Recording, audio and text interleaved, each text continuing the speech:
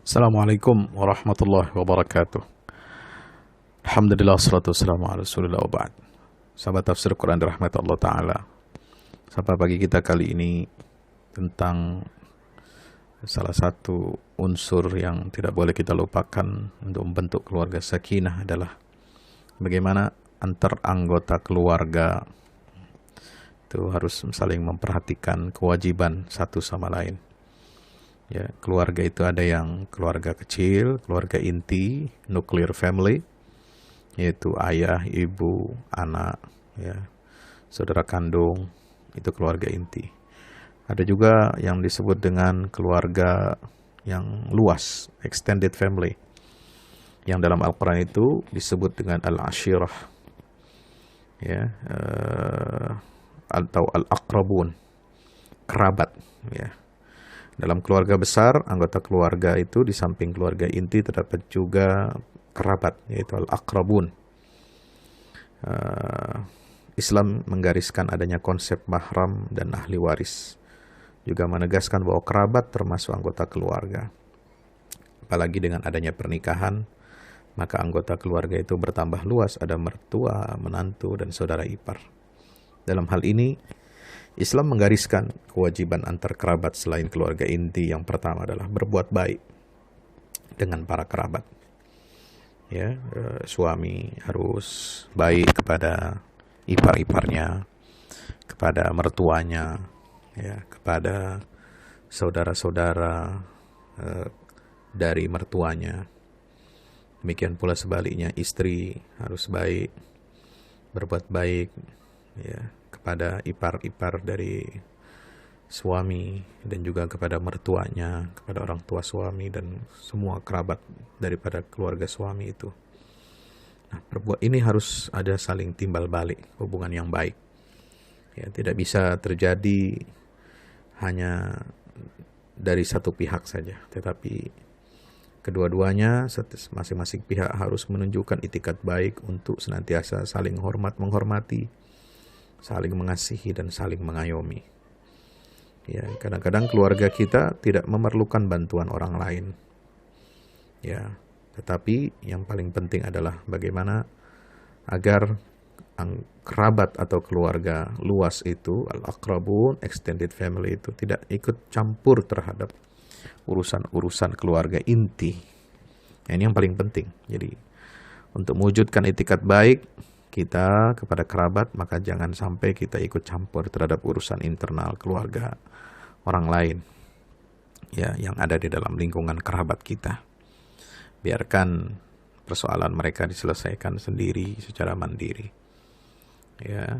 Dan juga jangan sampai ipar mencibir atau suami istri mencibir iparnya dan lain sebagainya. Nah, ini tidak baik. Ya, nggak boleh kita saling menyakiti, saling menghina. La yaskhar qaumun min qaumin. Tidak boleh wala talmizu anfusakum, jangan menjelekkan diri sendiri. Wala tanabazu bil alqab, jangan memberikan gelar yang buruk. Itu juga berlaku kepada kerabat kita, keluarga kita, ipar kita, menantu dan lain sebagainya. Termasuk juga ijtanibu katsiran minadh-dhann, jangan suka buruk sangka, ya.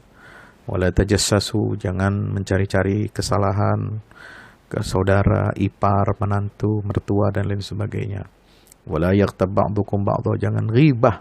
Nah, ini yang merusak hubungan antar kerabat keluarga. Ini adalah 6 penyakit tadi yang ada dalam surat Al-Hujurat ayat 11 dan 12. Na'udzubillah min zalik. Mari kita hindari itu semua sebagai bentuk, ya, etika yang baik dalam hubungan antar kerabat anggota keluarga. Yang kedua adalah menjalin silaturahim dengan keluarga besar dengan cara saling bertandang dan memperhatikan kepentingannya.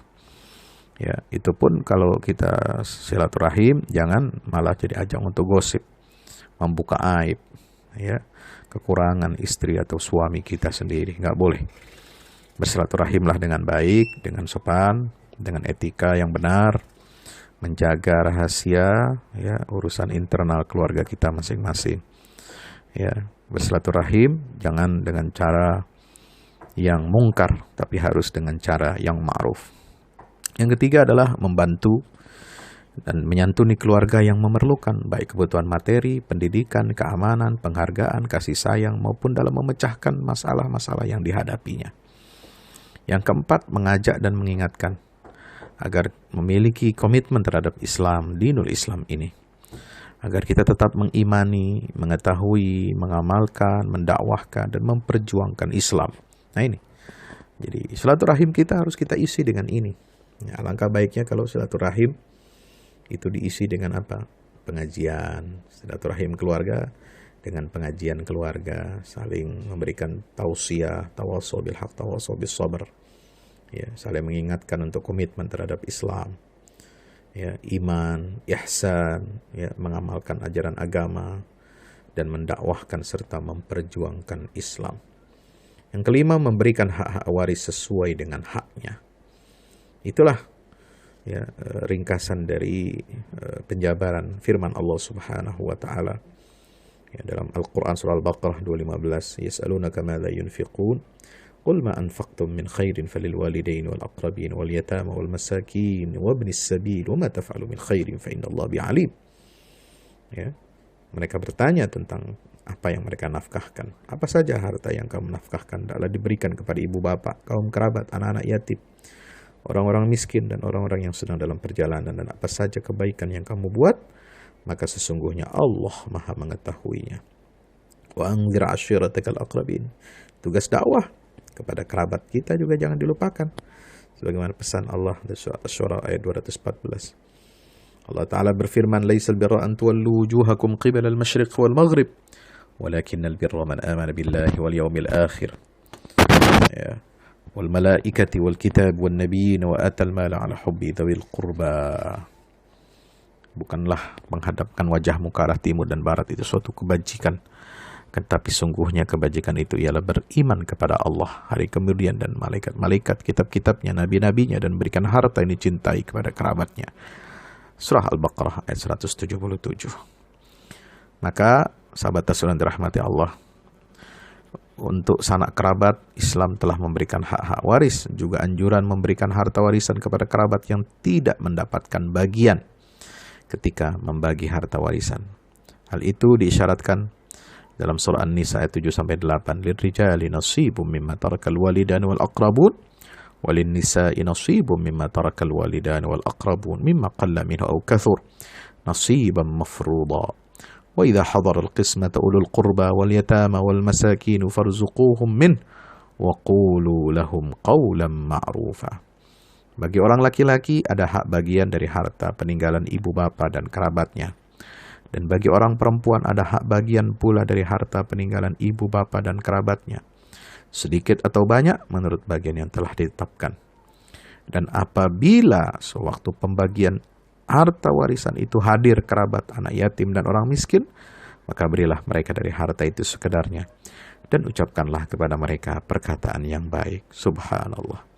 Islam membentuk keluarga yang sakinah, keluarga yang harmonis, keluarga yang kompak, keluarga yang senantiasa melakukan kebajikan terhadap sesama, saling tawasau bil haq, tawasau bis sabr, saling asah, saling asuh, saling asih, ya, dan yang saling memberikan perhatian tanpa kita harus ikut campur intervensi dalam urusan internal masing-masing anggota keluarga yang ada di masing-masing keluarga di dalam sanak kerabat kita. Itulah cara Islam yang luar biasa menjadi solusi. Dan ini juga ya, kelekatan dan kerekatan keluarga inti dan keluarga besar ini yang menjadi daya tahan.